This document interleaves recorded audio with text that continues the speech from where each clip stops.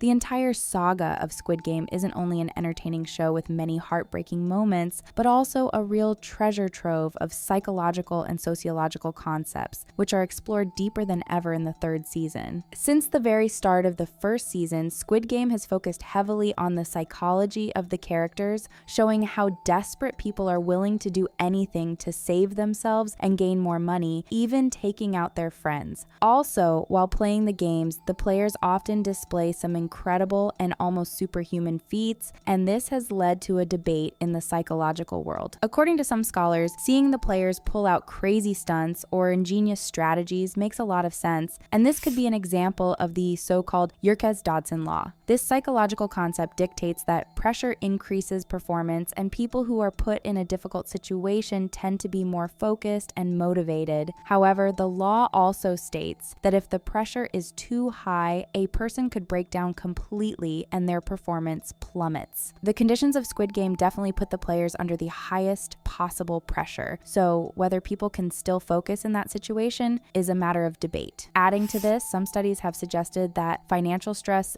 decreases cognitive function, and even basic tasks can be hard for people who are riddled with debt, leading them to take seemingly absurd decisions. This doesn't mean the poorer people are less intelligent, but rather suggests that people who are under financial stress have a constant mental fatigue caused by having to constantly worry about their debts, and this impacts reasoning and long-term thinking. This aspect is actually explored often in Squid Game, as the series shows well-educated people making crazy decisions, including trying to take the lives of their friends. This also shows how money dehumanizes people, as most players barely react to the sight of other people being slain, and many are ready to betray and attack each other to win. This was already evident in the original show, but Season 2 brought this aspect one step further by including two characters who are mother and son, Geum-ja and Young-sik. While their relationship is already explored deeply in the second season, things break down in the sequel. In the first game of Season 3, the players are divided into two teams as they play hide-and-seek. Geum-ja is initially one of the seekers, while Young-sik has to hide, but since Young-sik believes that his elderly mother wouldn't be able to attack someone, they swap places. However, Geum-ja thinks that her son could never take another person's life, and she's right, as during the game, Young-sik indeed didn't succeed in the task. With time running out, Geum-ja and Jun-hee are about to escape when Young-sik runs into them. At this point, Jun-hee had just given birth to her daughter and had a sprained ankle, so she was very weak and an easy target, so Young-sik goes to attack her, but Geum-ja stops him by stabbing him in the back. This marks the end for Young-sik, and as time runs out, the guards come to finish him off. In the end, Geum-ja decided to save Jun-hee and her newborn, deeming the baby to be more important than her son, who gave her so many problems. This is obviously a very difficult and controversial decision with a lot of psychological implications, which are explored again after the end of the hide-and-seek game. While she's happy that Jun-hee and her baby have made it out alive, Geum-ja is crushed by the guilt of causing the passing of her son. She tries to convince everyone to vote to stop the games, but she fails, and then she talks with Gi-hun, asking him to protect Jun-hee and the newborn and explaining why she chose to help a baby rather than her problematic son. However, the guilt is just too much for her, and that night she takes her own life. This isn't only one of the most crushing scenes for viewers, but also one of the most psychologically deep moments of the entire saga. At this point in the season, the drama starts to focus on Jun-hee and what will happen with her baby. Since Season 1, Squid Game has shown that desperate people could do anything, but now, rather than fighting against other people ridden with debt, they have to deal with an innocent newborn and a mother who's just trying to protect her baby. In the next game, the players have to cross a bridge while jumping a rope, and this is an impossible task for Jun-hee, who had broken her ankle during hide-and-seek. After Geum-ja's passing, Gi-hun decides that he will protect the baby, so he crosses the bridge with the newborn and promises to Jun-hee that he will go back to help her. However, as all the other players try to cross the bridge, she's left behind, with time running out. In the end, Jun-hee isn't able to complete the game, and she decides to jump off the bridge just as time is running out. This was one of the most devastating moments of the entire saga of Squid Game, and seeing Jun-hee having to say goodbye to her newborn was crushing for all viewers. Jun-hee's passing leaves Gi-hun with the baby, while Myung-gi, who's the father of the newborn, doesn't seem to care about his daughter. Things get even more complicated when, after a debate between the VIPs, the frontman decides decides that the baby will inherit Junhee's place in the game, making the newborn an official competitor. When the remaining players learn that they will have to split the prize with a baby, decreasing their own shares, most of them are furious and try to attack the newborn. However, they're stopped by the guards, who forbid more violence between competitors. Seeing a group of adult men trying to take the life of a newborn is yet another devastating scene with deep psychological meaning. In a normal situation, it would be unthinkable to hurt a baby who's just a few hours old, let alone take their life to get more money. Instead, the competitors of Squid Game who have survived almost until the end are so blinded by greed and desperation that they have lost any sense of morals and can't think logically anymore. This is also an example of a psychological theory called social identity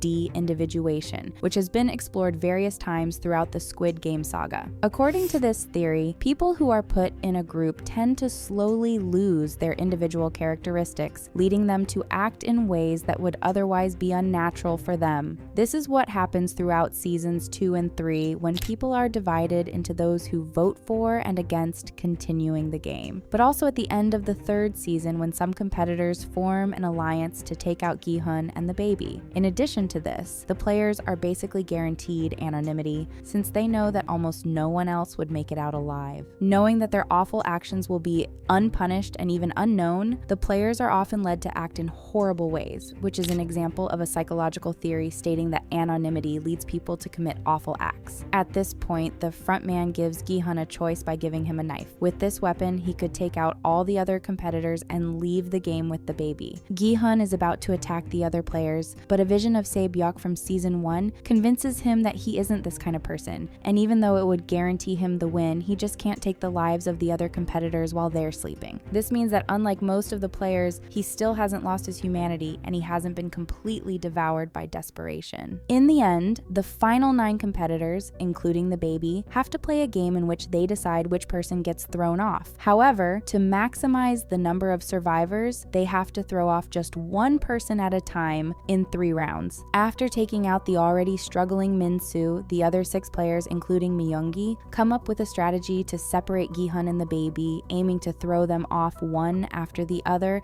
and split the money among them. However, Myung-gi betrays the other players and pushes one of them off the edge, seemingly aligning with Gi-hun to save his daughter. After a final fight between the competitors, the last 3 remaining players are Gi-hun, the baby, and Myung-gi, but one of them has to be thrown off to finish the game. This is a psychological battle as much as it's a physical one, and Gi-hun initially plans to throw himself off to leave the baby with her father. However, Myung-gi threatens to throw Gi-hun off the edge before he crosses the final bridge, meaning that he was planning to take out the baby and walk off as the only survivor in the last round. This infuriates Gi-hun, who manages to cross the bridge and decides that Myung-gi doesn't deserve the newborn. In the final battle between the two, Myung-gi threatens to throw the baby off the edge, but in the end, Gi-hun emerges victorious, saving the newborn. However, since both Gi-hun and Myung-gi forgot to push the button that would mark the start of the final round, the game hadn't technically begun yet. This means that either Gi-hun or the baby has to be thrown off to end the game. Once again, Gi-hun demonstrates his humanity and he just can't hurt the baby, so in yet another heartbreaking scene, he jumps off the edge, leaving the newborn as the sole survivor of the game. Gi-hun's final decision shows that no matter how desperate people can get, there's still a place for humanity, while the survival of the newborn suggests that even in the most miserable situations, there's still hope for a better future.